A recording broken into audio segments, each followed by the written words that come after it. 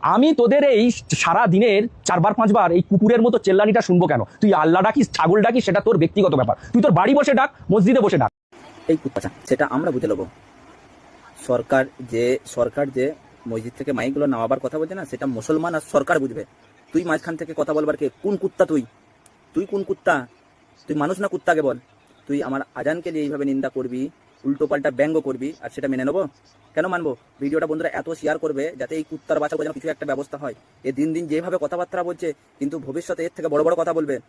আজান সরকার মাইক নামাতে বলেছে কি মাইক বাঁধতে বলেছে, সেটা সরকারের সাথে মুসলমান বুঝে নেবে। তুই মাঝখান থেকে এইভাবে উল্টো পাল্টা কথা বলবার, তুই কোথাকারের কে? হরিদাস পান? নিজেকে বলিস আমি মাস্টারের ছেলে, নিজেকে যে বলিস যে আমি মাস্টারের ছেলে, সেই মাস্টারের শিক্ষা এইটা?